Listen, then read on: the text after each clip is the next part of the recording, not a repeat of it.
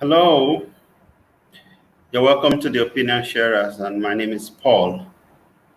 So today we are hosting the village boy and some of his very good friends, I believe. We're going to be discussing the thoughts of a village boy. This is a book that has been configured and designed and written by the village boy. So some of his loved ones would like to share their thoughts about what they've read, how much it has impacted their lives. So, but before we go into the main discussion, please let's quickly go and share it. So please do grab the link and share. I'm going to have to mute Mr. Razak.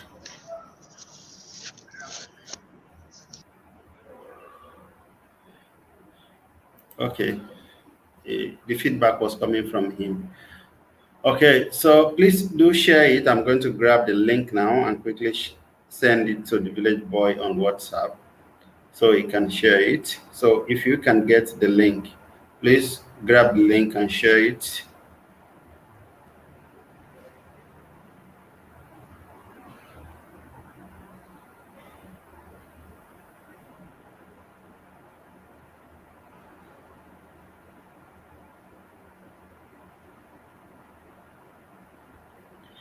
Okay, so I want the village boy himself to, first of all, take a few seconds to introduce himself. But then But he you have would not want. shared the link as we Okay, agreed. let me share it with you then. Sorry, I have already gotten it. Okay, I start the introduction from Madam Yeti. Then she's a familiar face.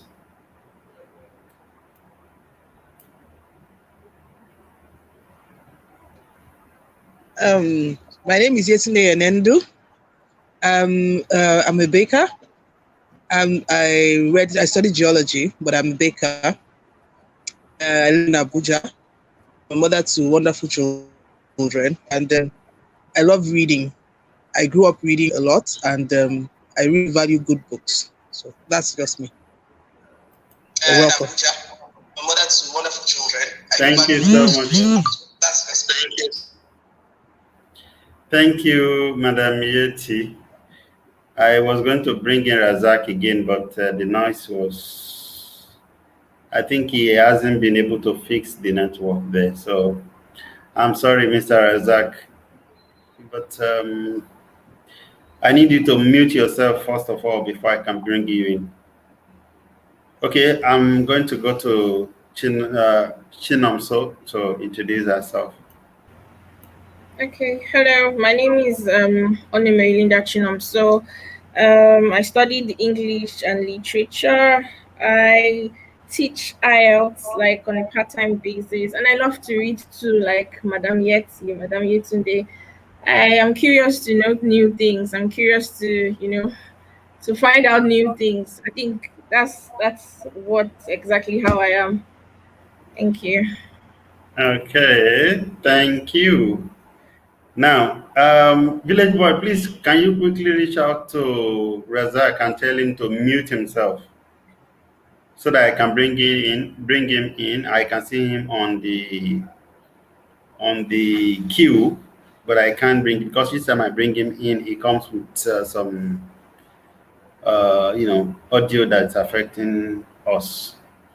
So I'm going to Auntie Rebe, okay, whichever one she's going to talk, she's going to pronounce it the way she wants to be pronounced. Never mind me, sorry. Good evening, everyone. My name is Rebecca Mountain Joy. Yes, I'm an Egun girl. So I go by the name Auntie Rebe. Nothing special about the name, just Auntie Rebe. I studied educational technology and I'm a presenter. Yes. And that's what I love to read, Sha. We do read and we buy good books, which in Thoughts of a Village Boy is one of them. Thank you, everyone. Thank you. So I've gotten people who will be policing me today. Too many teachers and readers, even English people here. Sir. Ah. Okay. Now, Michael likes to introduce himself. So, please. Wow, thank you so much. Ola Oguma Sukomi by name. A Nigerian, as you can see, and of course, maybe I'm light or I'm dark in complexion. I'm a reader. I love reading. I'm a trained policy analyst, so to say, and I love democracy. Thank you. Okay, thank you. I know that you can never forget being a Nigerian, so I thought you were going to omit that. I would have added it for you. A proud Nigerian, so to say. All right. Village boy, are you ready? Yes, sir. Okay. Well, I think you have already introduced me. I don't know what you want me to say again. Okay, my name is Bolutife Oluwadele. I'm the village boy, and who was able to pen down the book. Thoughts of a village boy. Thank you. Okay. Thank you, the village boy. So, just for those who may be joining us in this at this particular minute, this is the reason why we are here today. I got a copy myself. Thoughts of a village boy. So we are going to be discussing that, and we've got people who would like to share something about what they've read. You know, I'm going to attempt to add Mr. Razak again. Let's see if his network is better. Let's see if his network is better. No, it's not. Okay, I'm sorry, but we have to proceed. So first of all, this is opinion sharers, and there's a way we do things here, and it has become like a culture, which means we discuss thought-provoking issues. We discuss issues that make people think. Because I believe that the culture of thinking is gradually, maybe it's fizzling out, or maybe it hasn't even been there before. Either of the two. You can disagree with me. Okay, so the opinion sharers is there to, find a way to start a conversation around that. And so we deliberately ask questions that would make you think twice. I think, Madam Yeti has been, become a regular face. And I think she probably loves it. Okay. So today we are not going to be doing the regular today because we have people who have read this particular book because it's about this book today. So they are just going to be sharing their opinions. They are going to be sharing what they've learned with us. So and I'm a fan of sharing. I'm a fan of sharing. I'm also a trained teacher. I'm a social worker by training as well. So we've got many teachers in the house and English people. So first of all, let me bring the village boy, and I want him to just tell us in a few seconds, why the village boy. I mean, why the thought of a village boy? Just in a few seconds. Well, thank you for that question. Why the title? The title is both philosophical and also speak to the reality of who I am. I grew up in the village, and the village provided the foundational wisdom for me as a writer. So it's a case of going back to my roots. And if you have read the book, you will see a lot of innuendos from those what we call native intelligence, native wisdom. That the book is fully saturated with it. Then also it is philosophical to demonstrate that the circumstance of your birth should not be a limitation to what you can achieve if you put your mind into it. So if a boy that grew up in the village can write a book that it's worth reading.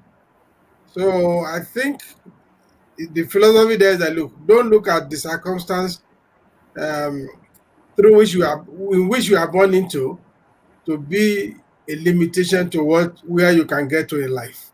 Thank you. You said a few seconds. Okay, thank you, the village boy. Uh, the village boy is indeed a village boy, so he grew up in the village. And thankfully, he's not the only one here today who grew up in the village. So we are going to be looking at what the city people, I'm hoping, or assuming. Even though earlier today I was about to write something and say people shouldn't just assume, you should ask. If you think it might be, ask, because you might be wrong. So regardless, I'm going to be assuming that most of the people we have on this platform tonight are city people, except a few of us who spend a long time in the village. So I'm going to be bringing Auntie Rebecca, to share, just briefly, what was the most catchy thing that you saw when you began to read this book?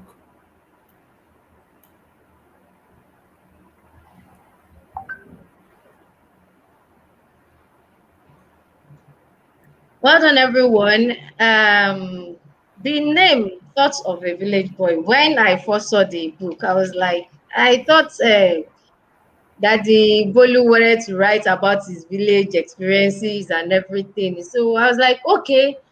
I didn't even wait to ask him what the book was all about. I said, hey, that would be fine. So people that are the new generation, we know everything that goes on in the village.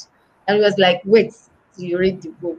Until I started reading the book, I came across history, philosophy, sociology. I was like, wow, it's worth the time, and it's worth the reading. In short, I really love it, and I love some stories there, like jollof, eyilata, Hmm. eyilepo, kodi jollof, and the one of eating rice with okra or something.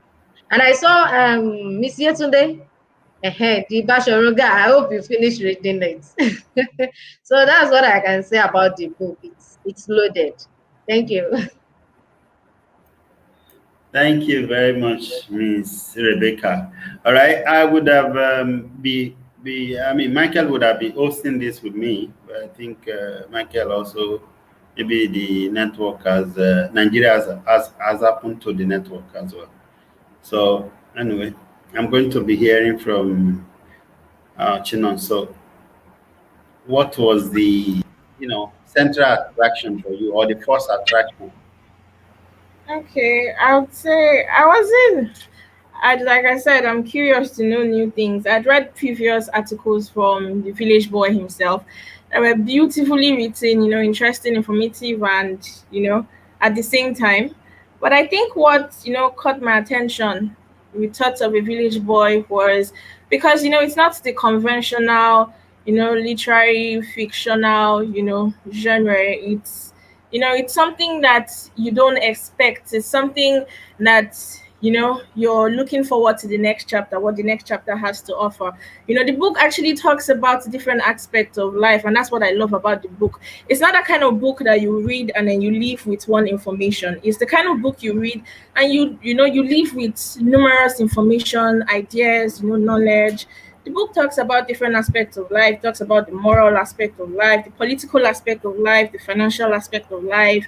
The book is this is the kind of book that I recommend for everybody. And the way the author one thing another thing I love about the book was the way the author, that's the village boy, if I'm permitted to call you the village boy, sir, was able to engage his readers with little use of anecdotes, where he was able to give personal stories, actual occurrence, to give an illustration, as an illustration or example, to aid easy comprehension of the book.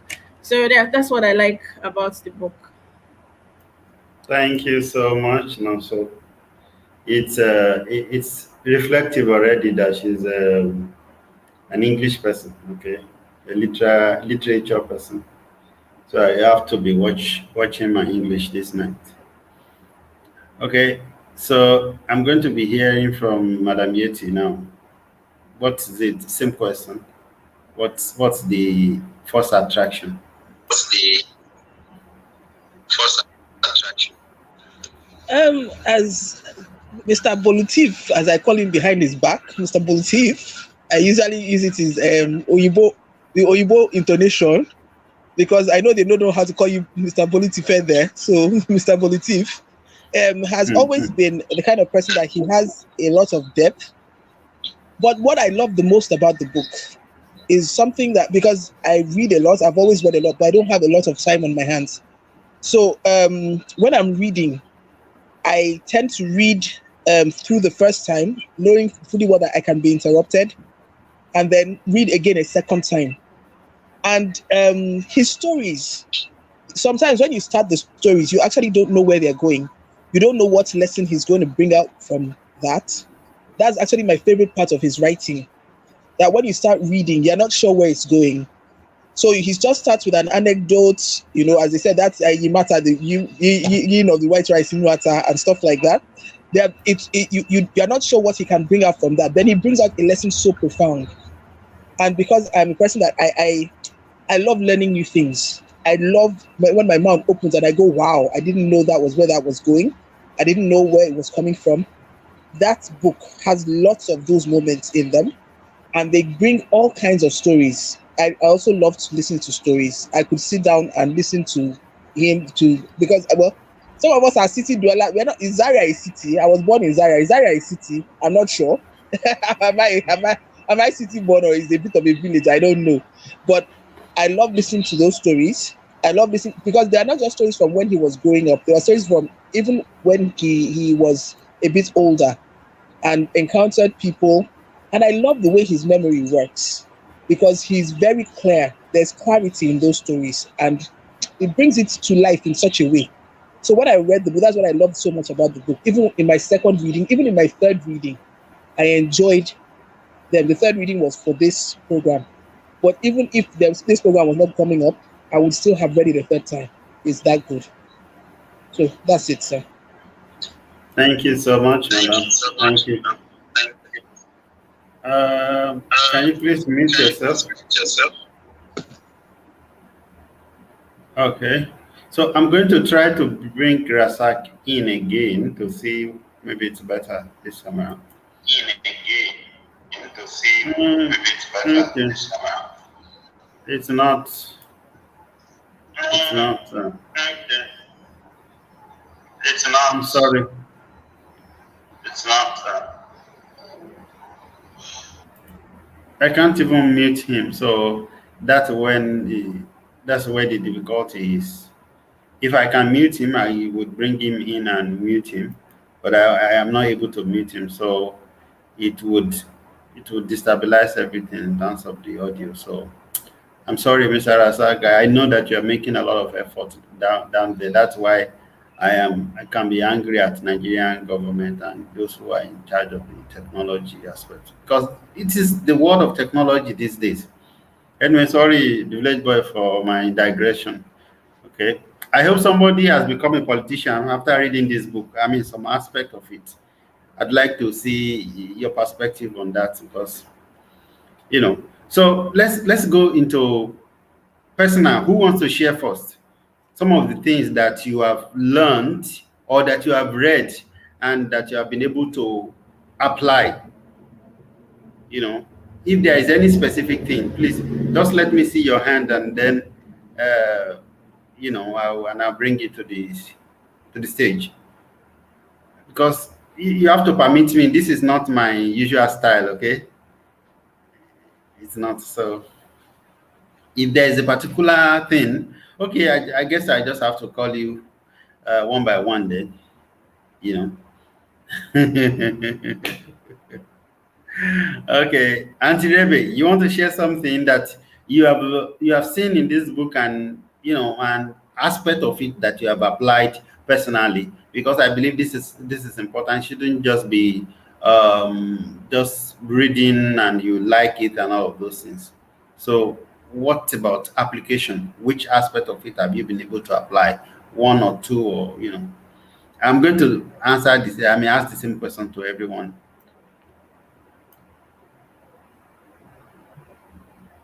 Okay, so sort of a village boy, it has many, in short, faces ranging from economics, politics, and everything. But one thing I really do appreciate about it is I do love the history part of it very, very much. For example, I got to know the history of this Ghana Must Go through that book, which I've not come across before. And talking about applying them to the physical, to real life situation, the cash flow of a thing. I remember there was a time I wanted to start a business, and the idea is there, the cash is not there. I had to speak with Mr. Bolutife, and he put me through some things, and then even working on the cash flow, how money goes in and come out, and everything like that. So at least there is nothing that is useless in the book. I will say that there's nothing useless in the book apart from the story, the philosophy, and everything. The economic part of it too, then the politics. I've been able to know quite some few things, Sha. So then I would say that cash flow, it's really worked for me. Then when I was doing that business, then I carried him along, and as a chartered accountant, the Oga Bugbe in the accounting department, we were able to work some things out. Thank you. Okay, thank you so much, Auntie Rebe. To be sincere, when I was trying to do it my way, which means I will look through it and come up with some questions. The cash flow was one of the questions that I have incorporated. So I am glad that somebody saw that and has mentioned it. That means she really, indeed, she read the book. Thank you so much, Auntie Rebecca. Okay, and some people are actually engaging also. Uh, Beatrice is already saying the book is it mirrors our current social cultural realities. Thank you, Beatrice. And she also said the book, Thought of Village. Okay, same correct comment. All right, so I'm going to try to, you know, give Razak one more chance, one last chance, because I know that he's been making a lot of efforts. All right, so I'm going to. Okay, I think Village Boy, I don't try you. Really. I know Yeah, he has been you making did your efforts. best. It's okay. Yeah, Sometimes you cannot help it. yeah. Yeah, I will call So, him later. yeah, please extend my sincere, I don't know. Anyway, let's move on. I'm going to Nomso now. Please share something applicable. Okay, so I was talking about how the author uses a collective of different aspects of life, but I think the two aspects that I'd learned something from that has applied as in one way or the other applied in my life, is the moral aspect. Where he talks about in chapter 29 when he talks about corruption. I think in general what the village boy was trying to talk about was how corruption is not only the government alone, how the government alone is not the only sector that is corrupt. He talks about how individually how we can make a change, those little things, those little bribes that we collect, those lies, those unclean things that we do at it's corruption, and the corruption and the change, or stopping corruption starts from us individually. And that's one of the things that I was able to grab out of the book. And secondly, I think the financial aspect, I think this is, and I chose chapter 4 because I think is one of my favorite chapters apart from that in the political aspect, because I chose chapter 4 because it talks about cash flow, the paradox of a kingdom, the money that goes in and out of a business. The author gives tips on how to manage and monitor cash flow. And these tips are not tips or ideas coming from a random person. This is an idea coming from, you know, a professional, someone who is a chartered accountant, someone who is a public policy scholar, a business general manager, you know, management consultant. And, you know, this is so much information coming together in just one book. So you can see how beautiful and wonderful it feels to have, like, you know, so much information in one book, and all you just want to do is appreciate the work and appreciate the author. And to me, that's an aesthetic feeling. You know, that's the cash flow was another thing that I was able to, you know, grab out of the book. Thank you. Thank you, Chizon. Chinon, so I think the village boy should actually hire her to sell the book. I think she would do a fantastic job, very, very fantastic job. That's just my opinion, though. I think I will take that offer. So you have it draft the letter of offer to her, please. Yeah, I gladly do that. Yeah. Now let's go to Miss Yeti.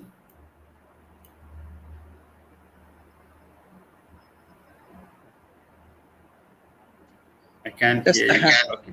Oh, sorry. I learned so much. The thing about the book is that there are so many lessons that as you are reading, they are impacting the way you think, even when you don't think they're impacting the way you think. That's, of course, I will go into that, the cash flow one too, because that one was a personal thing for me too. I applied it personally in my life. But even all those stories, as I'm saying, most of them, even when you meet real life situations, I'm just realizing now that there are times that they have popped up. He's somebody that he tells you all the time, the change starts with you. As Chinaso rightly said, there are things that even when you are looking for the governments to do things, we as people, we have our own part to play, the collective part to play. So it starts with us. And so a lot of the time when I'm going out to do things, you know, it brings into me, you know, that the change, it starts with you. If you say that the government, like we're complaining about the telecommunications right now, and the government should do better. But at the end of it, by the time we go around to check a lot of things that are going wrong, it's not just the government, that is the people that are supposed to be running this thing that are doing some funny stuff. They're cutting corners. They're not employing the right people because they don't want to pay right and stuff like that. So it's the literature you read. There's something I shared recently when it says, it's the books you read when you don't have to that dictates who you are when you can't help it. So those are the things that it is what you are full of that comes out when you are pressed. And when you read this book, that is what it goes on to show you. It gives so many lessons about your finances. It gives lessons about just generally being an all-round good human being and trying to be a good Nigerian. And of course, it gives a lot of lessons about politics and about the political strata of the moment. So I think those are the things, because I'm somebody that I'm not very interested in politics, not because politics is not interesting, but because there's a lot of subterfuge and you really can't be sure what you're looking at. You can be looking at it this way and then that way, but he makes it relatable and he brings it down, really. So that's how I've been able to apply it to my own life. Okay, thank you. Now I want to ask a specific question from. This question goes to Chinomso because she said the little bribes by individuals, and I want to ask her what her perspective is relating to bribes, you know, that's perpetrated by individuals, civil servants. In Nigeria, I have been saying, I think I've discussed it with Village Boy before, that the most corrupt people in Nigeria are not even the politicians, you know. So, but I want to hear specifically, because she mentioned something related to that, what Shinamso think about when you look at the corruption, the level of corruption, the amount of corruption that's in the society, Nigeria, especially among the day-to-day people. What's your observation? Thank you. I think I always say every time, even back in school, you know, I always say corruption has eaten deep into the system. You know, it's like a canker worm that's eating deep into the system, and then there's no going back. And there's corruption everywhere. I think sometime in one of my reviews for Thoughts of a Village Boy sometime last year, I think I was able to break down corruption into different parts. I cannot remember. I said there's the political corruption, there's the individual corruption, there's I added some other thing. There's corruption in the school, that little thing they call sorting back in school, and then to upgrade your scores in the university, all of it is sorting, and then whatever, all of it is corruption. And then that's political corruption, where government corruption, where you're giving or awarded a contract for to fix a road, or to build amenities, infrastructures, and you don't do it. All of that is corruption. Like, what I just have to say is corruption has eaten deep into the system, and but it's high time individually we can start to make a change. That's what I said earlier on, and I think it's high time we stop doing the blame party. Oh, the government is corrupt, government is corrupt. And I think I'd read something earlier from, I think in the past, from the Village Boy, where an article from the Village Boy. I told you I read a lot of articles on the Village Boy, where he talked about, I think, an orange seller, and how she had, I think it was bad oranges, or how she had little amount of oranges, and and this is an old woman where you would trust. And then yeah, he talked about the power of trust in one of his chapters, and this is an old woman where you would trust, and you feel like, okay, such distrust can never come out from such a person. But there's corruption everywhere, and I think individually we should start the change. We should start to teach our kids the little things, and about bribery and corruption. I think that's the most part of the most highest part of corruption, bribery, and the rest. Thank you. Thank you, Chisholm. Chinom, so I hope you pardon me, okay? See, there was a time that I said an average Nigerian spend more than what he earns. We don't, until I stepped out of Nigeria, I didn't even know that you need to actually plan to stay within your income. So this is something that I was forced to learn, that okay, that this is what is coming by the end of the month. So there's no jara, like somebody walking into your office and somebody just dash you 500 naira. It does not happen. But this is something that happens all the time in Nigeria, because I work in the civil service sector. So this is something that it's like we are praying for it, that somebody will come and then 1,000 will come from somewhere. But the truth is, we don't even question where such money is coming from. You understand? Does it mean that we all have the money to distribute or share around like that? No. It's because of all these corruptions. One guy is giving, he has taken 1 million somewhere. He's giving 500 or one extra 1,000 to his colleague. When his colleague, or his staff rather, when his staff wants to go to the shop to buy something, he gives extra 20 naira or 30 naira or 50 naira. I have nothing against giving tips, but this is not tips actually. But so that because of this, that's why we are not able to plan and stay within our means.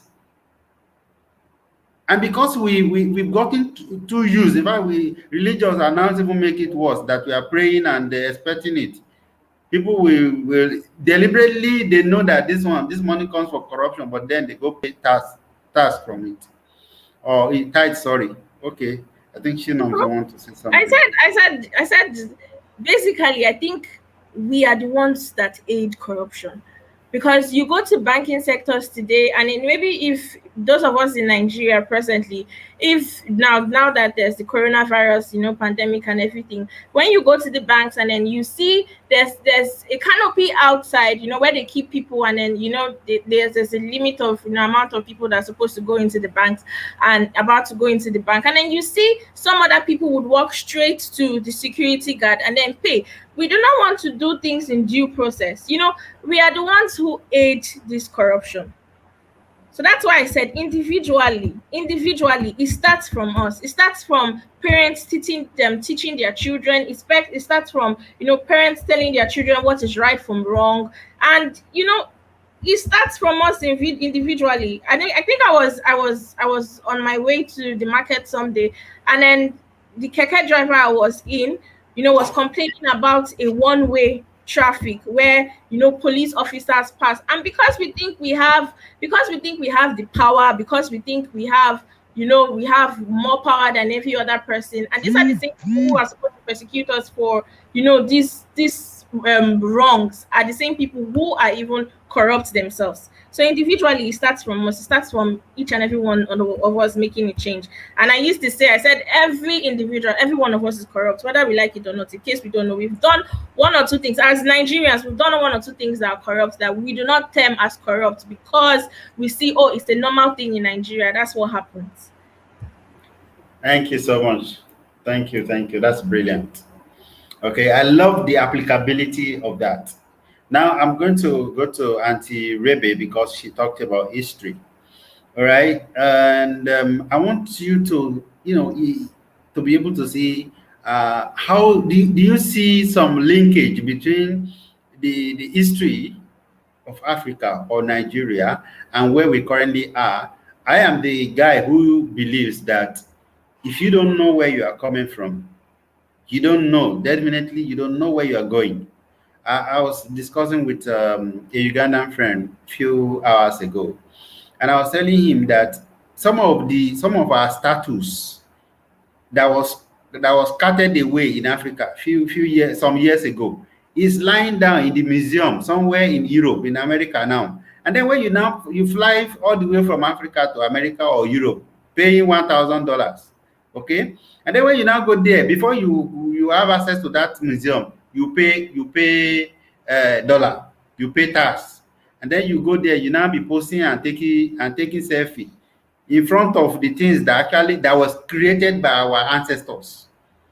Okay, but we don't need to worship those idols. But why can't we? What was wrong with us that we couldn't even think of a museum? Let's put them in a museum, and then let the Oyibos, whoever wants to see, let them fly to Africa, pay tax to our government, buy food from our food vendors, buy vegetables and buy fruits in our local market, and then go and pay to see those things and take selfie, rather than for us having to travel to go and see the things that actually belong to our ancestors. Anyway, I want to hear Auntie Rebe's thought.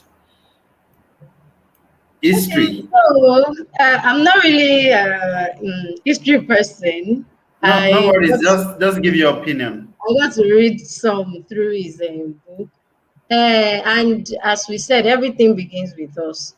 Do you understand? And the Bible even said that a prophet does not, they don't honor him in his own place. So I think that's the way it is. And I think this one goes back to our leaders. The way they think, I don't know. There are so many things that, as you rightly said, the examples you made, you talked about the artifacts and the rest. There are even some places in Nigeria that can be turned to tourist centers that we attract people. But what are we doing about this? Most part of it is caused by the corruption. All these things leads to, how will I put it? These things that are not working. And then again, we ourselves, for example, if I don't sound foreign, somebody may not want to look at me twice. If I'm not putting on something foreign, you may not want to look at me twice. So we cherish our mentality. I don't even know who to blame. Is it we ourselves or the government? And who are the governments? Who is the government? In quotes. So I think it boils down to our mentality, because some of these artifacts you're talking about, if they are here, you may be looking at them as something fetish, something ungodly or whatever. But now they are exported there, they are over there. We will live here and go there to go and take selfie. So I'll go back to you. The mentality, is it from us or the government at this particular point? Well, Auntie Rebe, thank you so much for even asking me a question. I think it's us, who is the government? The government they are members of our community.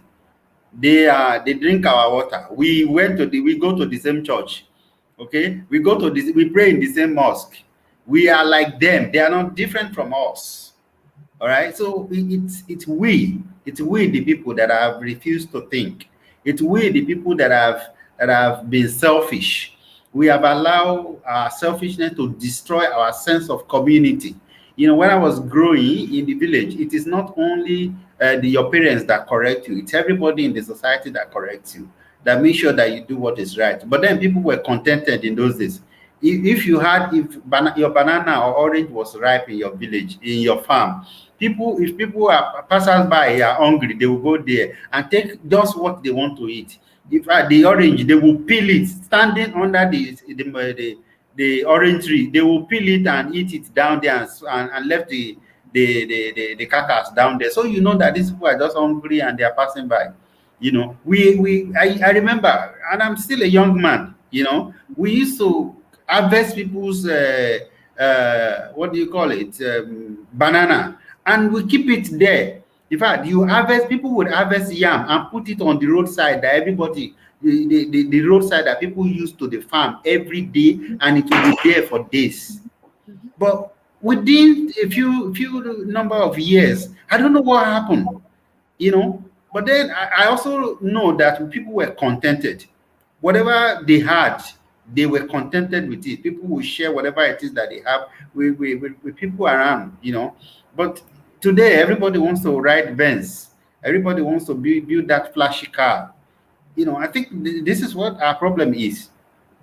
Anyway, but then when you look at other countries, they even ride flashy cars more than us. We are using the one that the Tokumbo, but some people will actually use those cars as brand new, Jeroba. And I think the greatest problem that we have is that we have destroyed our systems, or institutions rather, or maybe we never even had.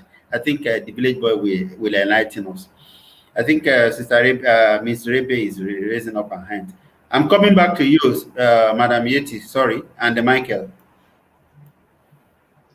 So, like you said it's like we never had a system, or we don't believe in, we are not contented with what we have. Going back to the corruption that Chinom so discussed. Okay, so there is a part in that book that talk about when he was younger, in a managerial seat or something, and then people came to him that he should take something fetish or kind of, and he refused. Okay, let me link that to somebody that is looking for a job in a civil service. You are not corrupt, but the system is corrupt. But you need that job very, very urgently. Like you need it very much. You have to pay. Does that mean that you are now corrupt or what? Or you are helping yourself? Because I've been in situations like that. That before you must submit one thing, you are paying for this. It's not as if it's now, because it's now a case of if you can't beat them, you join them. So does that mean you are not contented with your joblessness, or you're trying to help yourself? The system is corrupt on its own. Now are they the one corrupting you, or you are corrupting them the more? Okay, thank you. Thank you so much. See, I will come back. We will find a way to come back to that. And I would want Michael to answer Miss Rebecca's question. Okay, I want Michael to get ready, because Michael is somebody that's been working with CSOs, and he has reasons to work with, or at least to visit government offices, and all of those things. So I'd want him to give his opinion on that. But so let me go to Madam Yeti. You know, do you want to say something regarding the current discussion? Village boy, I'm coming back to you. I have a question. No, so I'm really just enjoying what everybody's saying. I'm enjoying listening to everybody. I don't have anything to say right now. But please just go on. You want to ask Michael? Please go ahead. Thank you. Okay, Michael, do you want to respond to that? Yeah, thank you so much. I think Auntie Rebe raised a very cogent, she's drawing our attention to something very important now. But one thing that came to my mind as you were giving your position was that you're looking for a job and you need to pay your way out to get a job. Invariably, you are romancing corruption, because the fact of the matter remains that when you get into the system, we are human beings. Our subconscious mind is wired in such a manner that I paid money to get this job. I should accrue my money must be accrued back to me. I must get my money in return. So if the mind is not disciplined, the mind begins to go in different ways, begin to ask questions. You can actually doctor this document, you can falsify this record, whereas nobody sees you. I've been privileged to have worked with certain institutions of government. I've seen things, I've visited ministries, departments, and agencies of government, and I can tell you what is happening. It's like there is a nature, there's transgenerational in us about corruption. And that's why, as a young person, I'm always mindful of saying, okay, I want to join the civil service today, because it's either you go there to face the battle, or you are kicked out of the system, or you join them. Either of the three options are likely to happen to you. So for those that are actually enjoying the system today, I can tell you that they are doing two out of the three options. They are actually aligning themselves with the system. But these are the class of people that cannot actually be productive. For example, I was thinking a few days ago, I posted it on my timeline. I said, the civil service we have in this country can never bet new Nigeria. All of us, we are only putting attention on the political class. But I can tell you categorically that the bureaucrats, the civil servants, they are even very strong. Like, they are so dynamic in nature. They understood the system better than the politicians. They will be the one to actually tell the politician, this is how you can go, this is the way you can go, that you will not be caught. So I can tell you with all sense of humility that we are in for serious business. As long as we continue to quest for better Nigeria, we should not put eyes on the civil servants alone. We should not put eyes on the politicians alone. The civil servants, they are also constituting nuisance. They are constituting problem to what we are facing. But with due respect to those who have exempted themselves from these menace we are talking about. However, you as an individual, okay, like myself now, I've developed a mindset that, okay, if I join the civil service, I won't last, because the type of mindset I have, I only need to work in the civil service to boost my CV. But attempt to actually challenge certain status quo, even I can say this, your one's life may go for it, and I understand what I'm saying. But nevertheless, we should not be tired, we should not be scared of challenging status quo. We should not be tired, we should not be scared of actually asking questions as it relates to our national life. And whatever we do will remain in the annal of history. Thank you. Thank you, Michael. You brilliantly put it.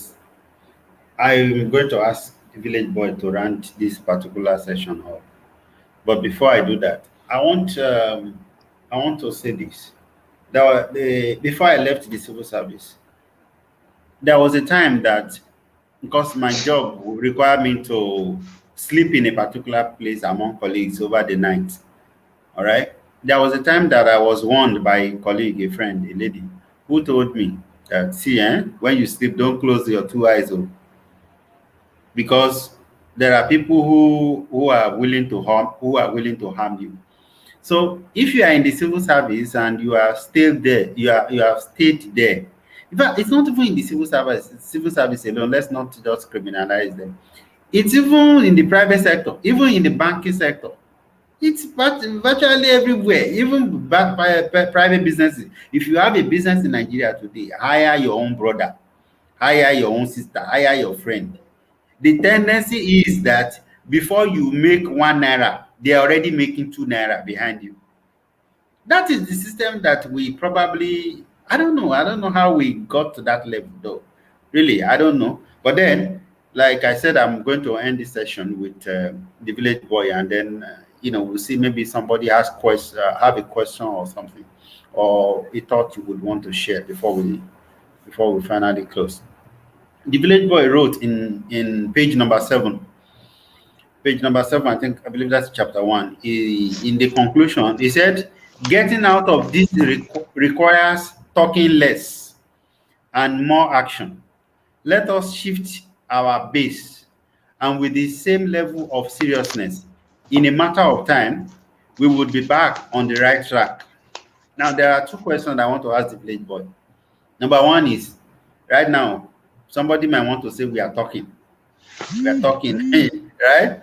So what is the action that we are supposed to take if we are going to talk less? And the second question would be, how do we get on that track that the village boy is talking in this book? I hope I have not complicated the question, but this is the kind of questions we throw on this platform. And I'm sure the village boy is battle ready. Thank you so very much. Before I answer the question, I want to also put some issue in perspective. I the reality of what Auntie Rebe said, we should not gloss over it. And because of that, I want to define two types of corruption. There is a corruption of need, and there is a corruption of greed. The corruption of need is such that ordinarily, if things work well, you will not be involved in it. It is a kind of a situation whereby if the system cares for you or caters to your needs, it is corruption that can be easily eliminated. So when you are hungry and you are tempted with food, and there is no hope where you can get other food, so that is a corruption of need. The corruption of need uh, can be tackled easily if we are focused and we begin to do the right thing. So, but the second type of corruption is the corruption of greed. Somebody is echoing there. So it's a corruption of greed. Where I think somebody talked about contentment, being contented in those days. I think it was Paul. Now, this is where now, even at the very rudimentary level, let me share you a story. Sometimes somebody brought about 30 pieces of fruit to my office. As at that time, I think I have about 8 staff. We are like we're about 9 or 10 in the office. So, and I gave the fruit to the manager to share among us. So, and I was surprised that out of that 30 pieces of fruit, the manager brought 20 to me. I put it in my fridge. And I called her back. I said, "What is that?" He said, "That is my own portion." I said, I asked her to sit down. I said, "Why did you do that?" He said, "Because I'm the boss." I said, "Okay. I want to ask you 2 questions.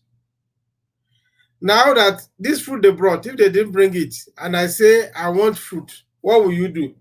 She will take money from the petty cash and send a staff to go and buy fruit for me from the market. Any fruit I need, the quantity, the quality, the number. I said, "Okay, good."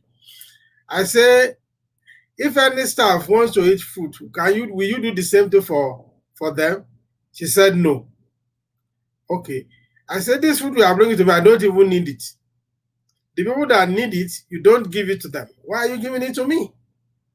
He said, "Because he thought it's my prerogative, it is my position, demand that they should give me more."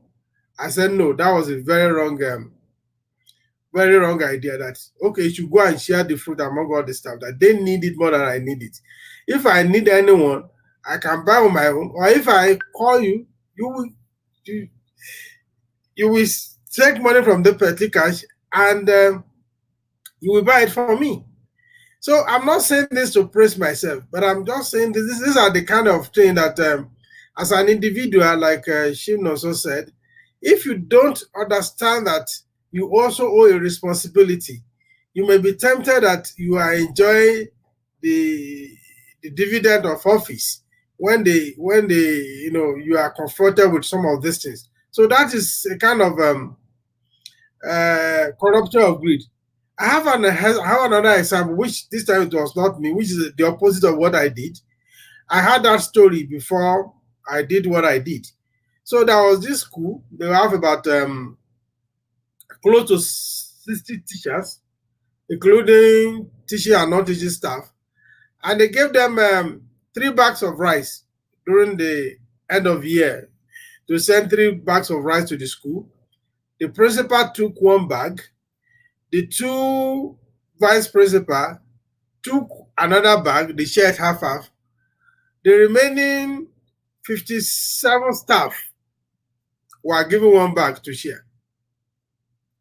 And I said, look, this is madness. The 3 people that took 2 bags, they can afford it. I'm talking of even including the gate man. So they have to go to market to buy this, this yellow and black nylon bag. And we are putting one delica, 2 delica for. Even that one, they still they're still grading it, there is senior staff, there is still junior staff in it. Then there is the non-teaching staff. So you can imagine somebody may end up going home with a cup of rice. But in reality, these people down the ladder, they are the people that needed these things, and they were denied. The vulnerable people that needed it, they were denied. That is corruption of greed. And today in Nigeria, the most lethal corruption is the corruption of greed, where people who are at the top don't care for what goes down the ladder. That is why public school is damaged. That is why public transportation is damaged. That is why everything else is damaged. So, but the corruption of need is mostly out of frustration. So you need a job desperately, and somebody said, look, until you bring money, I cannot even find your application. If you don't have a choice at that moment, unfortunately, it is not good, but you hardly have a choice as at that time. So going back to your question, what is the action to take? Now, if you read that chapter 1 very well, I say beyond economic rhetorics, there is no problems in the whole world that Nigerians don't have solution to. And they will tell you that, so they will give you 1 million solution to one single problem. But they will not move a finger. They will not fix that. You see, it is just talk. Talk is cheap. Yes, you might say I'm talking now. I'm talking, so I share some of the story to tell you. I'm not recommending what I have not practiced. That's why I started with that story. This kind of, my staff believed, my manager thought he was respecting me by giving me, in the office where we attend, by giving me over 70%, over 60% of what was given to all of us. Because as far as she was concerned, the thing was given to me as the Oga. The Oga must always have everything. And because anytime I have such opportunity, I try to educate, I try to teach. I'm a trained teacher as well. So I thought, no, that is wrong. I'm not the one that needed this thing at this time. The same thing, you see people taking money up to their 4th generation and hiding it even outside the country, where people are roaming the streets hungry. So that is corruption of greed. So that is why Noso said, let the change begin with me. Don't contribute to it if you can. So the action now is to establish institutions. I wrote some articles that said recommended for purpose-driven budgeting system. The budget is not just be an assemblage of figure alone. Budget should be able to, is something that should address issues. Look at how frustrating it was for Rasak to know. I was struggling to log in. You can imagine how he's feeling now. This is something that in other place you take for granted. But because of corruption, these things are not working. These are not functioning. So the right track is like to all of us know that, look, what I was telling somebody, look, if the money the politicians are stealing, what is it affecting? It's affecting our public school. In our generation, many of us attended public school. All through. Today, you can't, if you want to have meaningful education, you can't afford to go to public school throughout. You will come out, almost empty. So we should start demanding for accountability. Wale also was supposed to be on this, but he could not log in. He's making comments at least now. So those are the action we should be taking is to be able to to how do we get back to those period of life that Paul was talking about, that everybody is contented, and where people are held to account, people are held accountable. Where when you bring a car into your village, they ask you what work are you doing. But today you go with big car to the village, everybody will surround you. You drop for them, they'll be hailing you. So we have to take action. So not just talking that, okay, we should stop corruption. We should, at your own corner, especially when you are not comfortable with the corruption of need, you can say no to the corruption of greed. Sometimes you have to suffer. I've written some articles where they last month to my vehicle, my eyes is shaking that day. I've been caught by local government for traffic. I said I didn't have money. They delay me till 9 p.m. before they release me. I wasted the whole day. I said, couple and nuggets. They say you don't have money and you are riding the car. I said, that is your own problem. They say, you go home and go and borrow money. So nobody will borrow me money. They delayed me. I was there in my presence. All the money they collected, they were sharing it. They said, this man, you are too stubborn. I said, okay. I stayed there. So there are times you also, because sometimes we don't prepare to suffer. We yield it. The corruption of need. Sometimes if you don't mind suffering, you can resist it. That's okay. Instead of looking for a job, let me start thinking of what I can do for myself. I know itself is very frustrating, because in Nigeria you start a business, rather than helping you to grow, they want to regulate that business. Even when they don't understand what you are doing, they want to frustrate it. Sometimes I ask the question, these civil servants, is it that they are not always happy to see somebody progressing? Because when you open a new shop now and there are many customers are coming here, I can bet you in less than 1 week, government officials will come. And they will not come to want to help you, they will come and fleece you.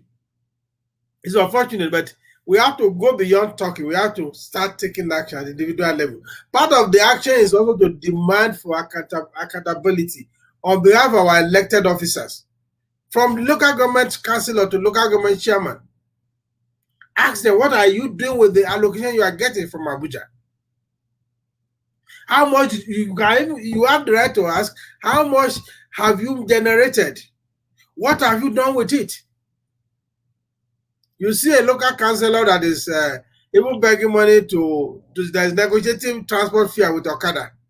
And two months after he becomes a councillor, he has built four flats at the very minimum. What did he say? So let me not take over. This thing, sometimes when you speak about them, is very annoying, and you can speak on and on. So we have to start doing things differently. We have to start doing. We have talk and talk and talk. Let's start acting. Thank you. Okay, thank you, the village boy. You see, I think maybe on this on opinion sharers, we are still going to, me and the village boy, we are still going to engage ourselves on that topic, because I never agree. Say there's this action point. People like me have to escape in Nigeria, and imagine where all our best brains, the most well behaved, have to escape, especially when you are from the south. Okay, when you have to escape in order for you to be able to fulfill your personal, individual potentials and ambitions. I don't know what to expect. So we will find time to discuss that. Now I'm going to permit me to try Razak once again, because he has been here all along, and I'm feeling frustrated for him.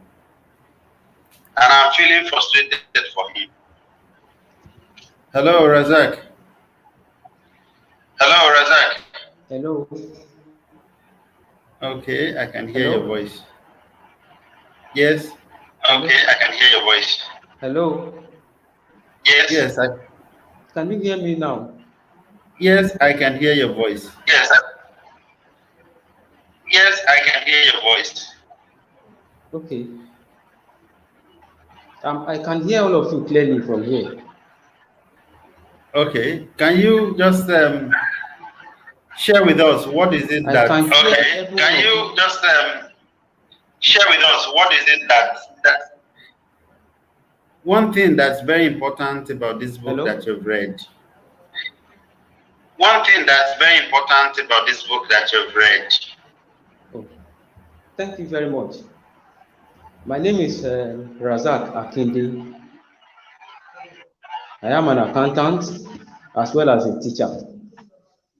Now, the book, Thought of a Village Boy. Let me start with the author himself.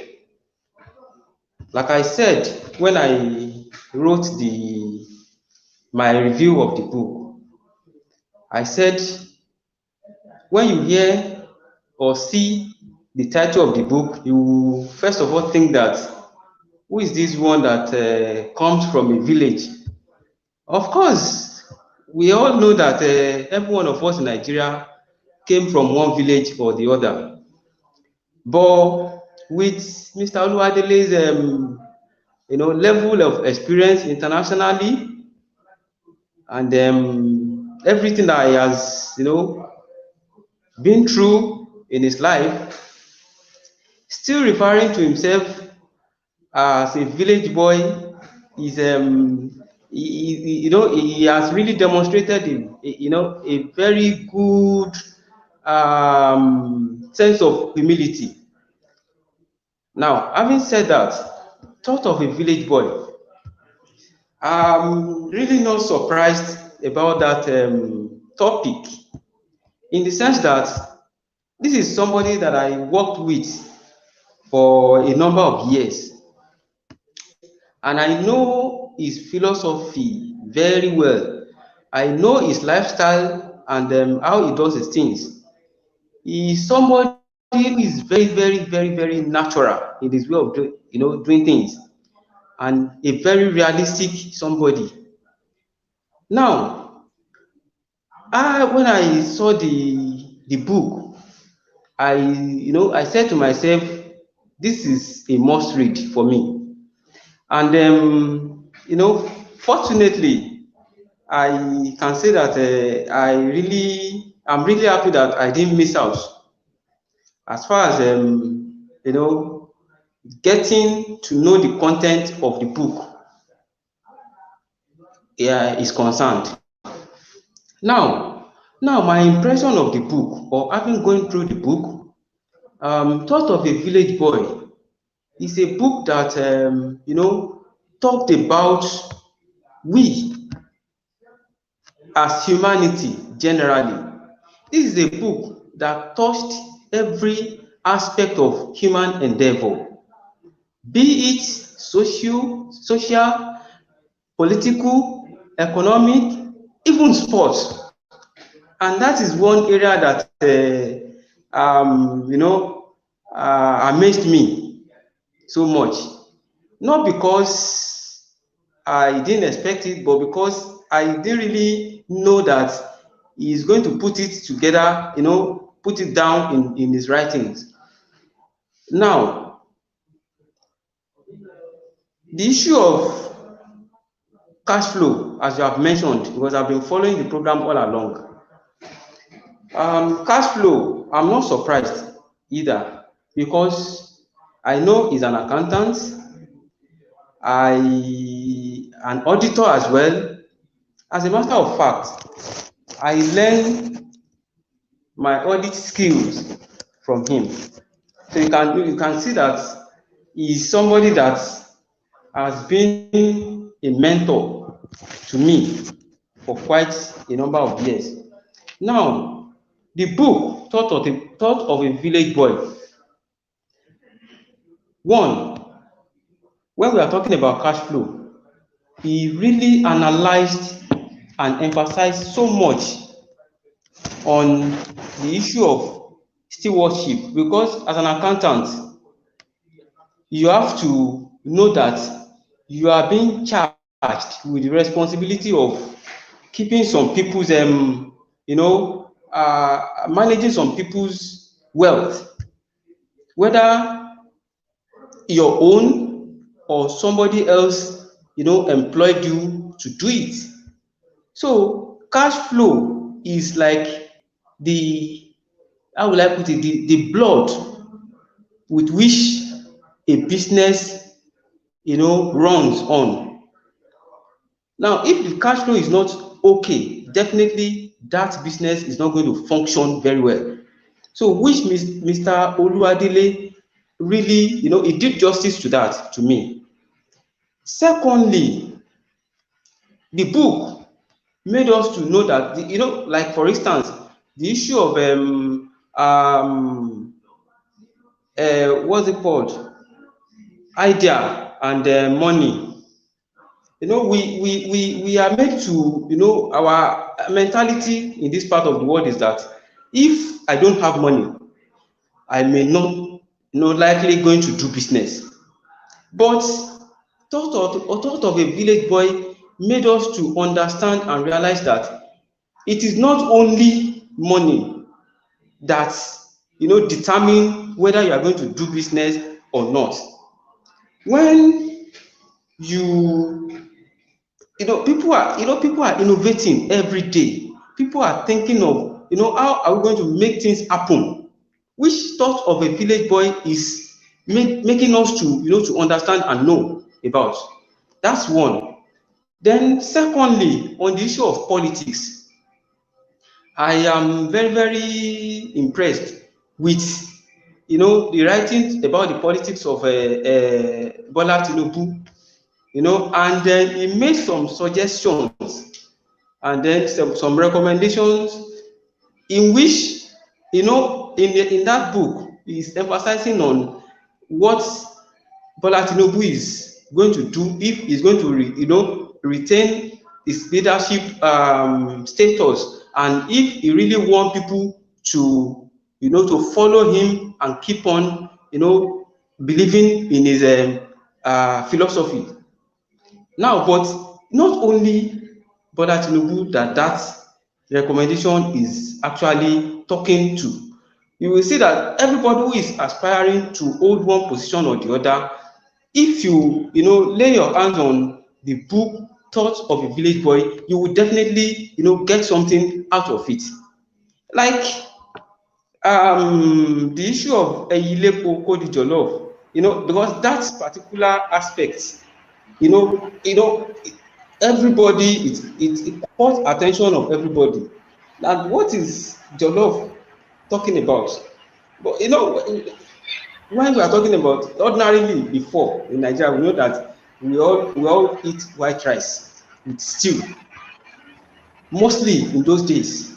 But when the issue of Jollof, came along, we accepted it, and to me, like I used to say, Jollof rice is more like, you can say, a colored rice. And we all know, apart from the ingredient, when you just add red oil, I mean palm oil to jollof rice, definitely it changes the color from white to another color entirely. So now, Mr. Oluwadele is talking about, for everybody who can, reason, critically. He is mentioning the fact that recycling, that is what he's talking about. He's talking about recycling, be it in government, most especially, because we see that we keep on recycling personnel, people that have been governing us over the years. The same set of names that we are hearing back in those days are the same names that we are hearing now. If not them, the fathers will be hearing the name of their sons or their children. Let me put it that way. So now, if we keep on recycling, so if you want to, you have a leftover rice yesterday, instead of cooking another one, you say that let me just add red oil to it, and then it turns to jollof rice, which will still attract people to want to eat it again. So they keep on, they keep on turning it themselves with red oil.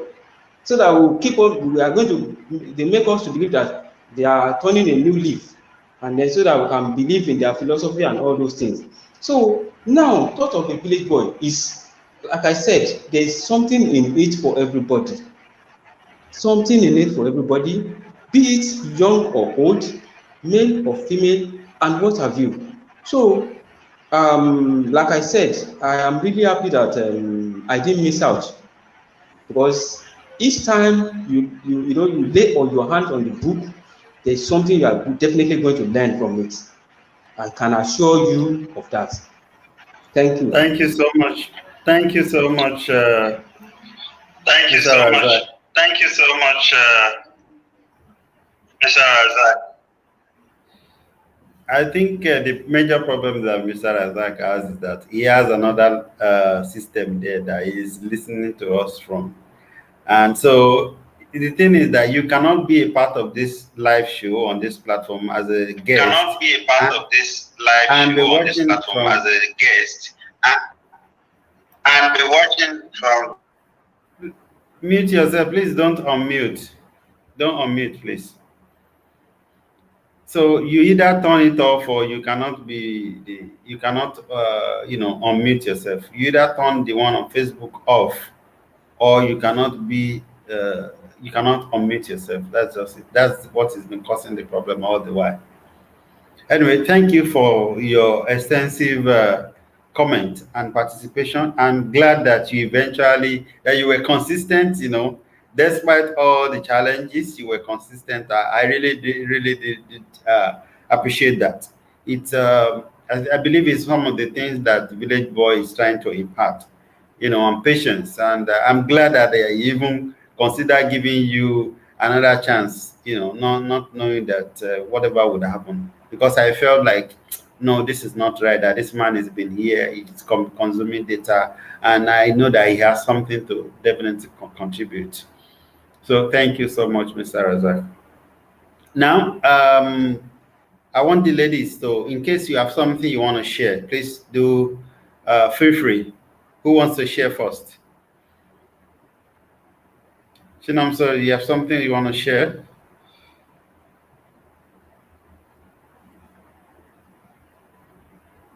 Chinamso, are you there? Yes, I had a whole lot of things written up this for this review. I think what I want to share with us generally is the style. I think the format the village boy used in his book. Yeah, I think another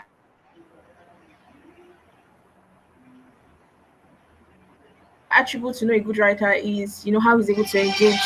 Please, can I'll continue shortly. Let me just, if we can ask somebody else. I'll continue shortly. Hold on. Okay. All right. And let me quickly say something regarding the comments that some of the things that I noted down while Razak was speaking. He talked about stewardship. The first time I heard about stewardship was when I went with my mentor to a seminar. Okay, and his topic was stewardship. And from then on, uh, I'm coming back to you, Shinam. So please just give All me right. a few seconds. So I went with him to this seminar, and the topic he was teaching was stewardship from the Christian perspective. Okay, but what I got, even now that has stayed with me, is that your life as an individual is like it's like an investment. Your life, like I am treating my life as a business. I am the product that I am selling. Okay, so it's as if you have this thing, for instance, if you have this gadget and you are selling it, you want to take care of it. You want to make sure that it's something that is presentable. It's something that is worth paying for. The same thing, the same way I've seen my life. All right, and I believe that there's something some things that are in me, that are embedded in me, that is worth paying for, that I'm offering, whether I'm offering it for free. Sometimes when I'm not charging, or sometimes when I'm charging as well. That's the way I have understand the concept of stewardship. But the village boy was talking about stewardship in the context of business, whereby something has been committed into your hands to take care or manage for other people. I think that's very relevant there. I'm with you now, Chinamso. Sorry, I had to attend to something really quickly. Okay, so I was talking about the styles and style in literary terms, but the format the village boy used in his book Thoughts of a Village Boy. And I think that's the style, depending on the style an author uses in his book, shows how good an author is. And I think one of the styles I like, I think we mentioned anecdotes recently or previously in the past, where I said he gave like personal histories and sometimes actual occurrence to aid comprehension of his book. And he also used summarized histories where we talk about um the Tinubu operation, feed the nation, and then some other histories about Nigeria and everything to pass his information across. And he makes use of in-text quotes. And if you notice, if you've read Thoughts of a Village Boys, for the viewers out there, you find out that at the end, almost at the end of almost every chapter and the beginning of a chapter, there are quotes that interesting quotes that the village boy had put in store for us that we could always come back to anytime, even if we are done reading the book, we could always refer back to. And he uses a bit of comic relief. And I'm sure for those of us that have read The Thoughts of a Village Boy, like we had, one or two things to laugh about, especially when he, a bit of comic relief that he calls the random musing in some of his chapters, where, he talk about government, the shortcoming of the government and some of it. He called it the random musing. And then, aspects where he would talk about his favorite food, pounded yam, as his light food, you know so that's one of the things I just wanted to mention.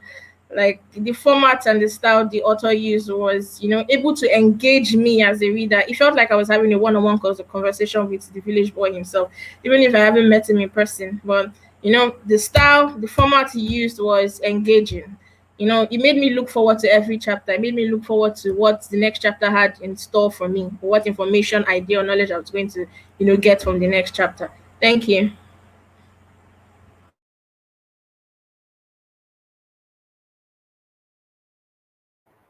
Sorry, I was muted myself. Now, I think I would want Chinamso to actually read my book, or maybe review my book rather. Okay, so I think we would have opportunity to talk after this show. Thank you very much. He's a professional, so I would want to talk to you. I have a book that you probably can review for me, and I'd like to have your thoughts. So, the village boy, thank you for bringing these fantastic people here on this show tonight, and I want to hear from Auntie Rebecca. Just maybe your final thoughts or whatever it is that you may have not shared before that you want to share. Please go ahead. Okay, so thank you everyone. I'm really happy and I'm grateful for this discussion. So the book, I love the use of daddy's analogy, the way he uses the analogy to pass across his messages. And one thing I notice is he's very, very observant. Everything that happens during, right from when he was child to the teenage years and the rest, everything comes to they call magic because it shows that no knowledge is waste at all. Then his love for sports, Manchester United. That one showed that and even when analyzing that, he referred back to the 1998 Olympic Games. Yes, which really explained for the upcoming generation that don't really know much about them. At least when they read from that, they can have idea of what that was about. And the book also, apart from history, philosophy, and the rest, everything, it also has the encouragement part. Yes, where he said the rich also facts or something like that. Yes, it's also, and he said that there are some battles that cannot be won by bullets. So it's all encompassing, like it's just a must have handy book that should be have. And then one story that he mentioned, he wrote, he talked about Egbe Ishuko Niyan. So that one was talking about perception. Egbe Ishuko Niyan, that you got pounded yam from yam, and still you are saying pounded yam is superior to yam. How managed? Okay, maybe another time, Mr. Boluwatife, we analyze that is perception. But all in all, the book is a very good one. I recommend it to anyone that would like to read through it. Thank you.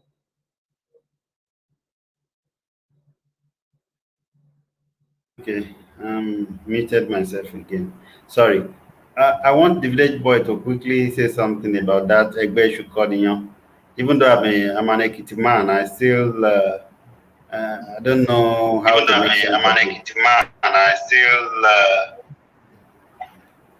I don't If you are know not, how to if make you are sense. not speaking, can you mute yourself, please? Yeah, but Mr. Razak, please. Everybody I who is will not have to speaking to mute themselves. I will have to remove you if you if you unmute yourself again while your Facebook is still by your side. I'm sorry. Okay, village boy, you your want to talk Facebook is about? still by your side. I'm sorry. Okay, Okay, Village boy, you want to talk about? I want to put that in perspective. If you read it carefully, I think I said that when I was growing up, I was in the habit of querying everything that is said. So that's why it started. So if you start just one statement, you may miss the gist. So I was in the habit of always critiquing rather, most of the proverbs, and I begin to wonder, look, how can you say that this? Why is it so? So is what the message I was passing across there, that as a person we should have this we should develop critical thinking, that it's not everything that they just say to you, you just accept as it were.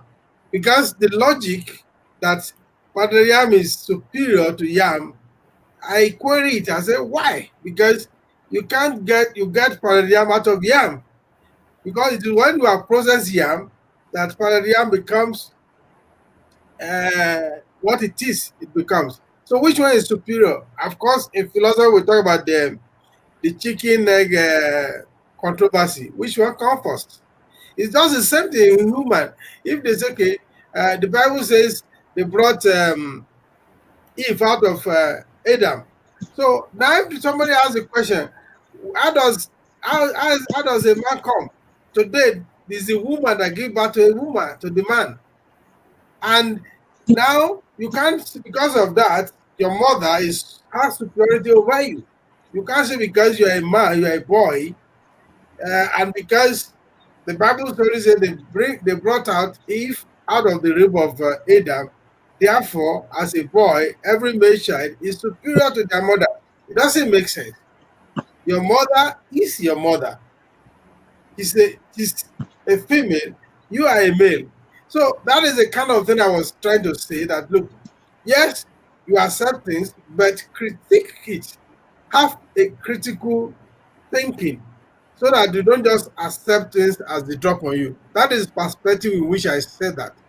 So, and somebody is saying, because I use food, and you put the jollof in your logo. Actually, the person does not get it correct. In your logo, oka logo, not oba. But I did not enter into that trajectory. If you understand Yoruba very well, Eba, I mean, for us, especially for those of us in Aikiti, Eba is not even in the picture of food. So the Yoruba word is Inyan Lonje. Pounded yam is food. Okalogun, that is amala is medicine. Àìrárá là ń jẹ̀kọ. When we have nothing to eat, then we eat pap. Kẹ́nu má dilẹ̀ ní ti gúgúrú. So we use popcorn to watch film. That, so that's how it is. So, but those that is not indicative of that I love food. It's indicative that just like what Rebecca said, that I observe things and I use what around me to tell my story. And of course, sometimes I use those things because they are relatable.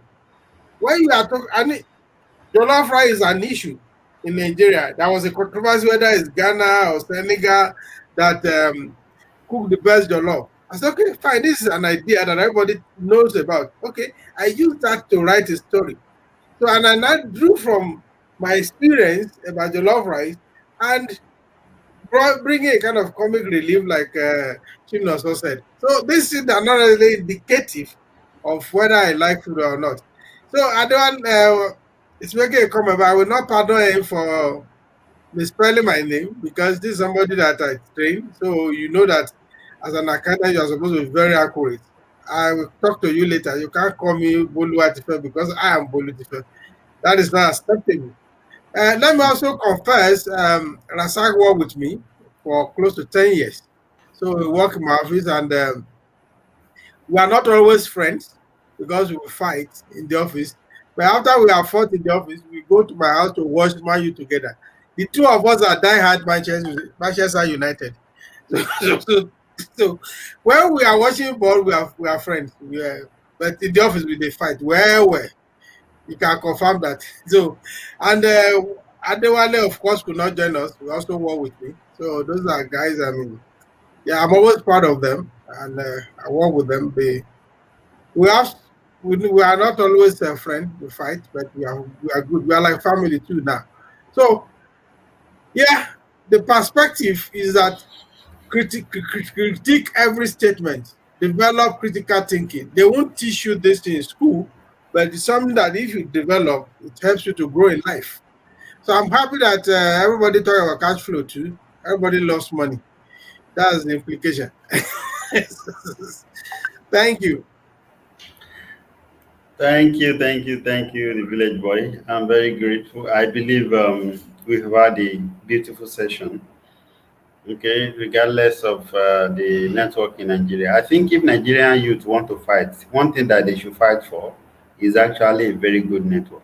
Until you have been exposed to have a good, solid internet, you would not know what you are missing. I'm telling you, you cannot imagine it. I'm doing a master's program, but without access to the YouTube, I cannot do it because I don't know how to read text as much. I have to watch. I mean, hours of videos for me to be able to understand what is taught. So I don't know how people are doing it, But then kudos to now. Sorry, we can't clamor for internet. They will say we want to use it for Yahoo Yahoo. That is what they will say. We want to use it for Yahoo Yahoo. That's why we are clamoring for it. Thank you. Well, I see. It is for them to call it what they want, whatever they want to call it, because I want to draw your attention, Paul. I think Okay. let us analyze the statement here, because what Rebecca is saying is very important. Okay. Treatment becomes what? Complicated. Where ignorance is combined with what? Stupidity and garnished with arrogance. When you are demanding for faster internet for people who are ignorant, how do you handle them?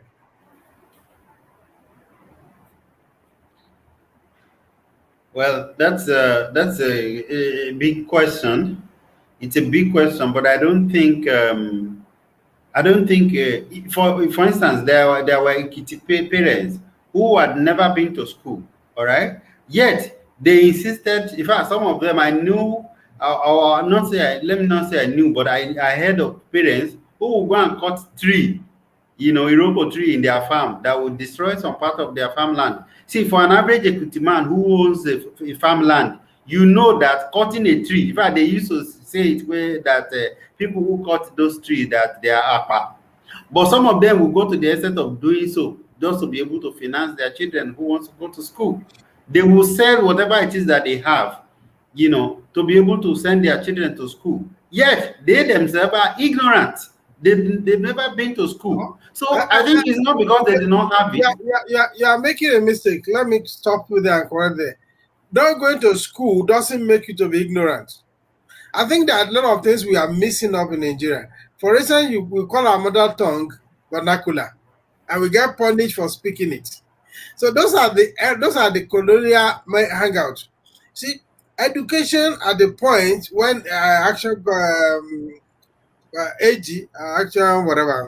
action group brought in the free education to Nigeria, to Western Nigeria, people got to know the value of education. And because I keep saying it, I've said it to you several times, that education was the one factor that took people away from generational poverty. And because of that, people were ready to invest in it. The fact that people did not go to school does not make them ignorant. My father cannot speak English. But I tell you, my father is a walking Bible. My father can read every word in Yoruba Bible. If you are reading 1 kilometer from him and you are pronouncing it wrongly, my father will correct you. So because he cannot speak English, now you will tell him he's ignorant? No. Because he did not go to formal school, you will tell him he's ignorant? No. I think we are mixing something, be ignorant. You can have a PhD and be ignorant. So if you go to civil service today, let's look in context what Rebecca is saying. If you go to government officials that, hey, we are protesting against our bad network, what they will say because you want to use for Yahoo. And is that person knowledgeable? Does that person know the value of internet in this age?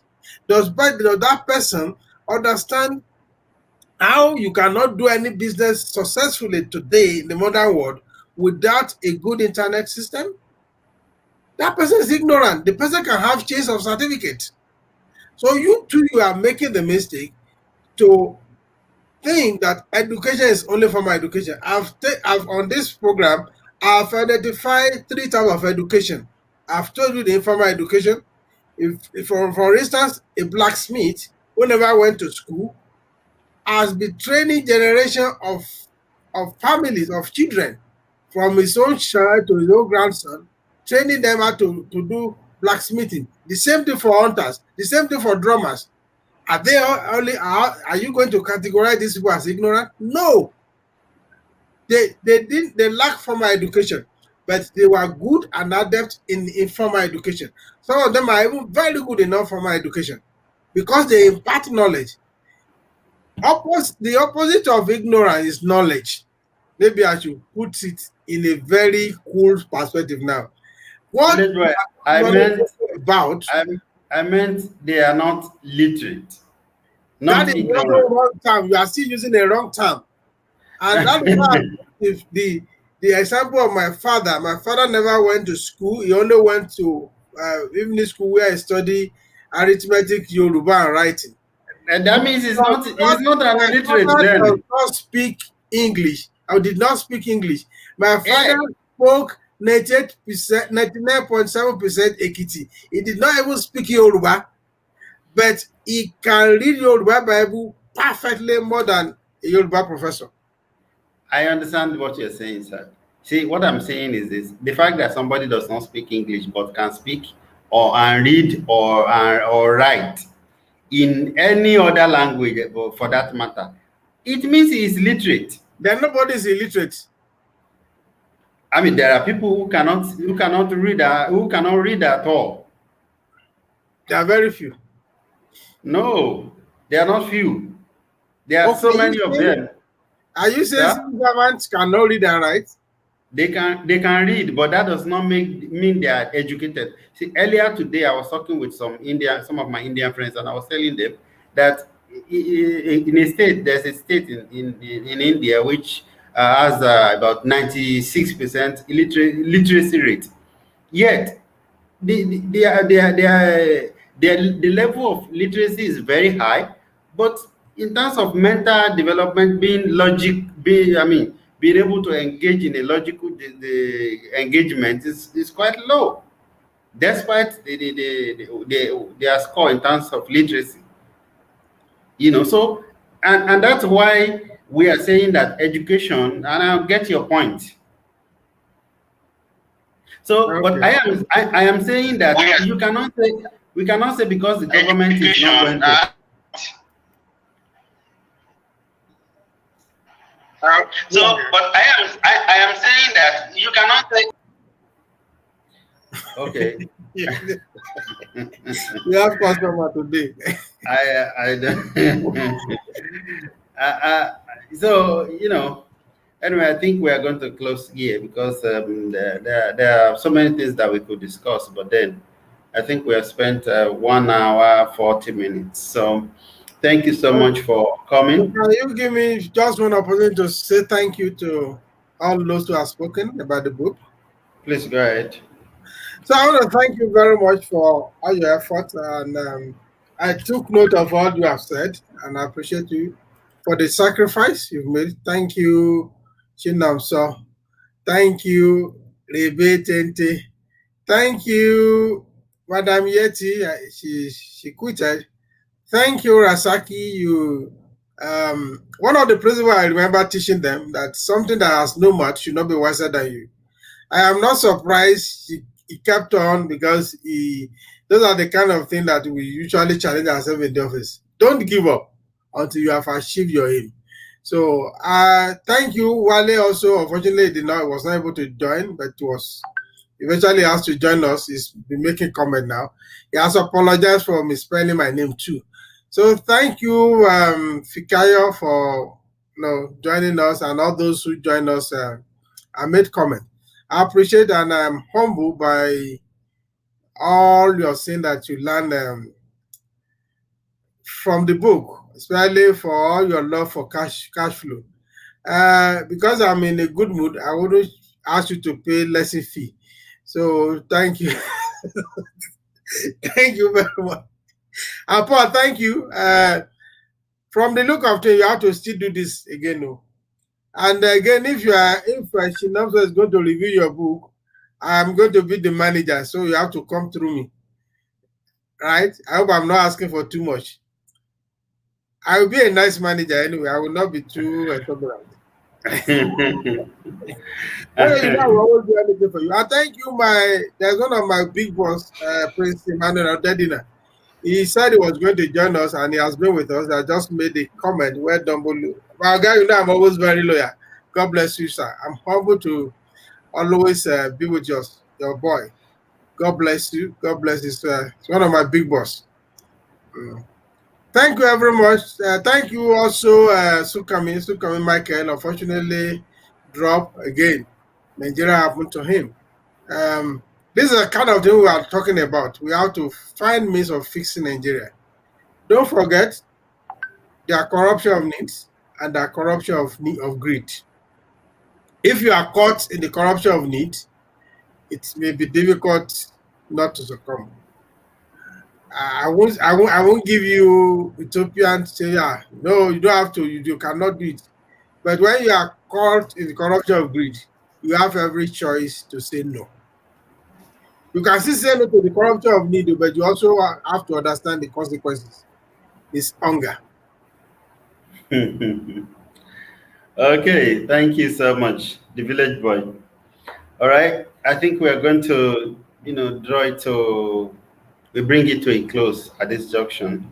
Thank you so much for all that have been with us. Thank you, Auntie Rebecca. I believe we get to know each other more. And Chinoso, thank you so much. Thank You you. made, you guys have made some very excellent contributions.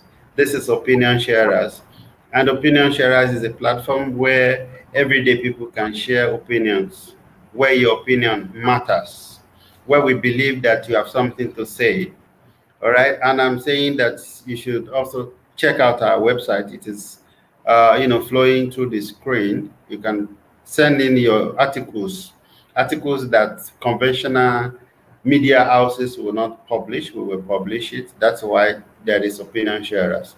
And we, on weekly basis, we discuss issues that are thought-provoking, issues that ordinary people, conventional medias would not take up. That's what we do here. We want to encourage the act of thinking again. And the village boy is always a regular face. So thank you so much. Thank you, Michael. Thank you, Madam Yeti. Thank you, Mr. Razak and Mr. Adewale, who either joined at some point or were not able to join. Thank you so much. And then we will see you again next week. We will be continuing our previous week's discussion about the 21st century man. That is what we are going to be discussing. It was the topic that we were doing before we had to stop it, to take up the village boy, because the village boy is so important. And so we are going back to this series, the 21st century man in a marriage relationship. Please do join us next Saturday. Thank you so much. So let me quickly also acknowledge Beatrice Dema and Ben Hoy for their contribution. Thank you all. Okay. Thank you so much. Bye. We'll be here by next week Saturday.